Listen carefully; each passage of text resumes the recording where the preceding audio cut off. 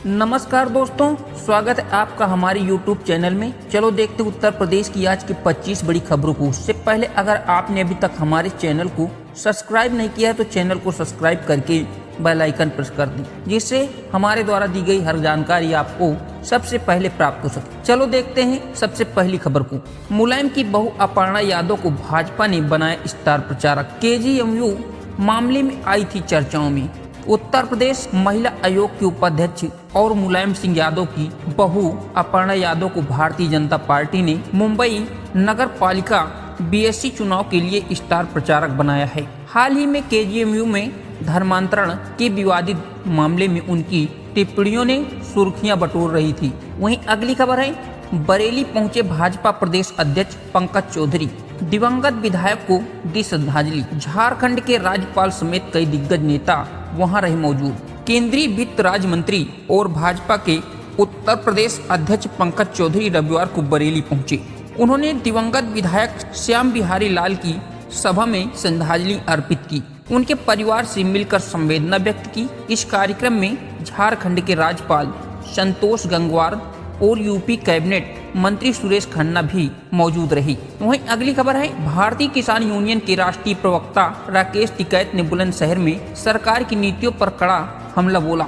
उन्होंने कहा कि भाजपा की सरकार समाज को तोड़ने और देश में झगड़े बनाने के लिए राजनीति कर रही है। उन्होंने कहा कि किसानों को उनकी फसलों के न्यूनतम समर्थन मूल्य भी नहीं मिल पा रहा है। इस सरकार में सरकार शिक्षा एवं स्वास्थ्य जैसे महत्वपूर्ण मुद्दों पर नहीं ध्यान दे रही है। वहीं अगली खबर है, ई ऑफिस नहीं चलाया तो रुकेगा वेतन। उत्तर प्रदेश सरकार का बड़ा फैसला। उत्तर प्रदेश सरकार ने ई ऑफिस प्रणाली में लापरवाही करने वाले अफसरों और कर्मचारियों के खिलाफ सख्त कार्रवाई करने का आदेश दिया है। सरकारी आंकड़ों के मुताबिक 21 नवंबर से 20 दिसंबर 2025 के बीच 44,694 अधिकारी और कर्मचारियों ने ई ऑफिस लॉगिन नहीं किया, जिसके कारण उनका वेतन रुक सकता है।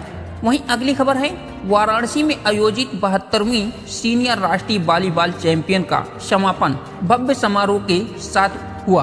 पुरुष वर्ग खिताब भारतीय रेलवे ने केरल को 3 से हराकर अपने नाम कर लिया। वह रोमांचक फाइनल में केरल की महिला टीम ने भारतीय रेलवे को 32 से पराजित कर दिया और गौरवपूर्ण जीत हासिल की। उत्तर प्रदेश मुख्यमंत्री केशव मौर्य और ब्रजेश पाठक ने विजेताओं को ट्रॉफी बांटकर सम्मानित किया। वहीं अगली खबर है, मेरठ में एक दलित महिला की हत्या के आरोपी पारस सोम को 14 दिन की न्यायिक हिरासत में जिला कारागार भेज दिया गया है। उन्हें जेल के बैरिक नंबर 14 में रखा गया है। जेल प्रशासन के अनुसार खाना खाते समय पारस परिवार को याद करके रोने लगे और वह परिवार से न मिलने पाने को लेकर परेशान दिख रहे हैं। आरोपी को अदालत में पेश करने के दौरान कड़ी सुरक्षा रखी गई है, जिससे आरोपी से कोई मिल न सके।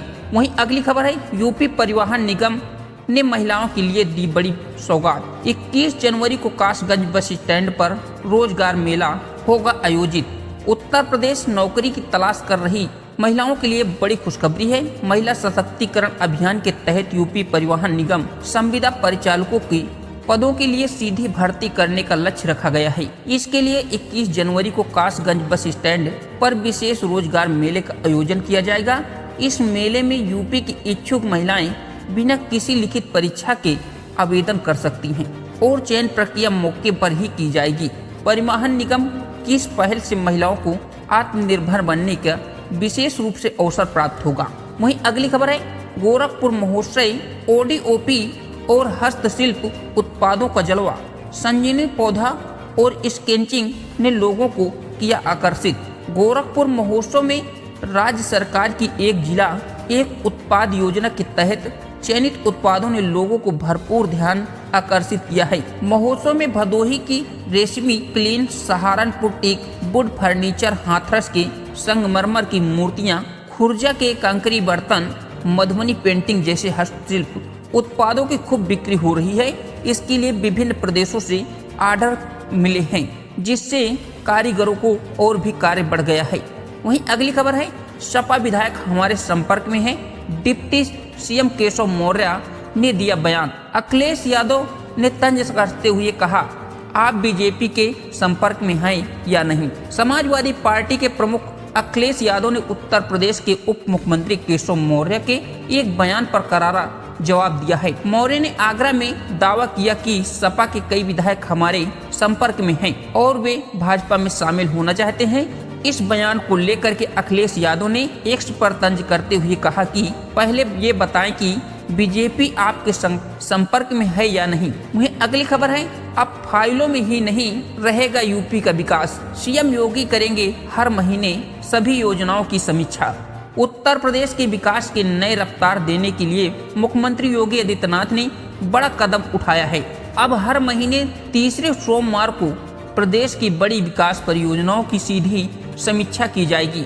इसका उद्देश्य परियोजनाओं को समय रहते और गुणवत्तापूर्ण ढंग से पूरा करना होगा। ये ऑनलाइन समीक्षा बैठक दोपहर 3 बजे से लेकर 4 बजे के बीच की जाएगी। आम जनता को राहत मिलेगी। वहीं अगली खबर है, मनरेगा बचाओ अभियान, काशी में कांग्रेस का हल्ला बोल, सरकार पर सीधा हमला। बीबी राम की योजना और मनरेगा को लेकर वाराणसी में कांग्रेस कार्यकर्ताओं ने जोरदार प्रदर्शन किया। प्रदेश नेतृत्व ने आह्वान पर पीएमओ घेरने की घोषणा की। बाद में पुलिस देर रात कई नेताओं को उनके घरों में नजरबंद कर दिया। इसके बावजूद प्रदेश अध्यक्ष अजय राय के नेतृत्व में सैकड़ों कांग्रेसी धरने पर बैठ गए। अजय राय ने आरोप लगाया कि सरकार नए कानून के जरिए मनरेगा को खत्म करना चाहती है, जिससे गरीब लोग प्रभावित होंगे। वहीं अगली खबर है, दिव्यांगों के लिए रोजगार की नई पहल, यूपी में 38 कंपनियां देंगी कौशल विकास का प्रशिक्षण। उत्तर प्रदेश सरकार दिव्यांगजनों को आत्मनिर्भर बनाने की दिशा में लगातार कदम बढ़ा रही है। उत्तर प्रदेश कौशल विकास के तहत 38 कंपनियों को चयनित किया गया है, जिसमें दिव्यांगों को अलग अलग क्षेत्रों कौशल प्रशिक्षण देना अनिवार्य है। प्रशिक्षण पूरा होने के बाद जिलों में विशेष रोजगार मेलों का आयोजन किया जाएगा, नौकरियां दिलाई जाएंगी। व्यवसायिक शिक्षा, कौशल विकास, उद्यमीशीलता राज्य मंत्री कपिल देव अग्रवाल ने कहा कि सरकार का लक्ष्य दिव्यांगों को रोजगार और स्वरोजगार से जोड़कर सम्मानजनक जीवन जीने की सलाह दी जा रही है। वहीं अगली खबर है, यूपी में दर्दनाक घटना, मासूम को कुत्तों ने नोच नोच कर खाया, हाथ और पांव लेकर भागी, पुलिस कर रही उन कुत्तों की तलाश। उत्तर प्रदेश के संभल जिले में 9 वर्षीय रिया गौतम के साथ एक दर्दनाक घटना सामने आई है। रविवार शाम जब वह घर लौट रही थी, तब शमशान घाट के निकट आवारा कुत्तों ने एक झुंड से उस पर हमला बोल दिया।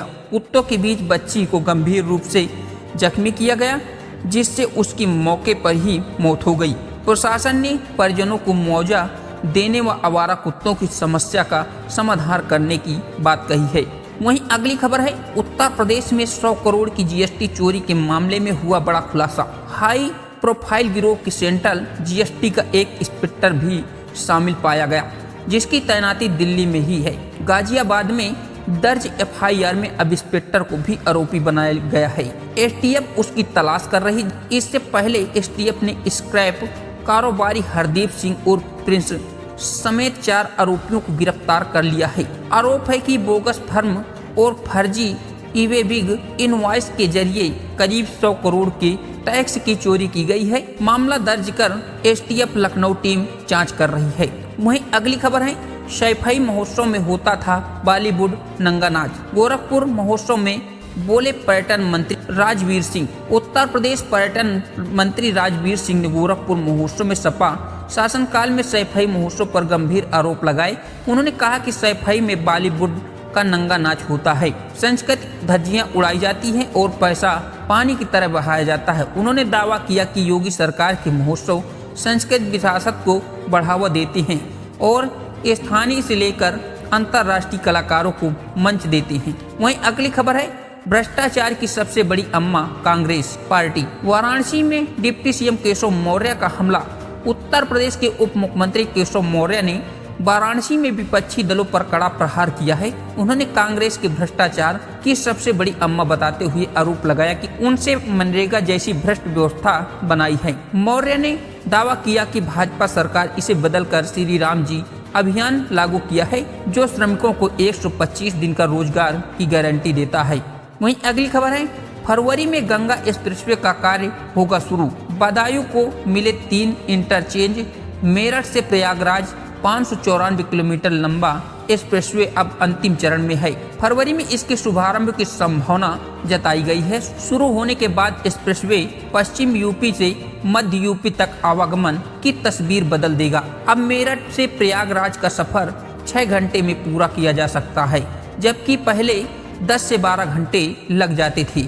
बदायूं के लोगों के लिए बड़ी राहत खबर है। वहीं अगली खबर है, बागपत में आजाद समाज पार्टी के अध्यक्ष नगीना चंद्रशेखर आजाद युवा डोली शर्मा की आपत्तिजनक टिप्पणी पर पुलिस ने मुकदमा दर्ज किया। शिकायतकर्ता राजू ने कोतवाली में तहरीर देकर सांसद की छवि धूमिल करने और सामाजिक सौहार्द बिगाड़ने का आरोप लगाया। आईटी एक्ट के तहत दर्ज इस मामले में पुलिस ने यूट्यूबर को जल्द गिरफ्तार करने की बात कही है। वहीं अगली खबर है, एसआईआर पर सपाइयों को बीजेपी से सतर्क कर बोले अखिलेश यादव। समाजवादी पार्टी अखिलेश यादव ने भाजपा सरकार पर मतदाता सूची की हेराफेरी का आरोप लगाया। उन्होंने कहा कि राज्य और केंद्रीय चुनाव आयोग की सूचियों में करोड़ों वोटों का अंतर है। उन्होंने पार्टी कार्यकर्ताओं को भी किसी भी फर्जी वोटर के नाम पर एफआईआर दर्ज कराने के लिए एक प्रारूप भी दिया है। उन्होंने एसआईआर को एनसीआर करार दिया है और मतदाता सूची को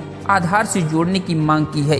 वहीं अगली खबर है, यूपी के हर जिले में चुनाव अवसर अब सोशल मीडिया पर शिकायत होगी तुरंत दर्ज। उत्तर प्रदेश के मतदाताओं के लिए निर्वाचन आयोग एक बड़ी डिजिटल पहल की शुरुआत करने जा रहा है। उत्तर प्रदेश चुनाव आयोग ने सभी जिलों के निर्वाचन अधिकारी यानी कि डीओ के आधिकारिक एक्स हैंडल की सूची जारी कर दी है।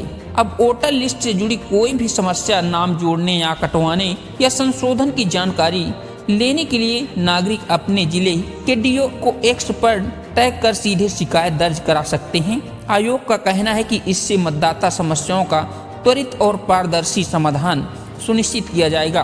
तो दोस्तों, ये थी आज की 25 बड़ी खबरें। अगर आपको हमारी न्यूज़ पसंद आई है तो वीडियो को लाइक करके चैनल को सब्सक्राइब करके बेल आइकन प्रेस कर दें। धन्यवाद।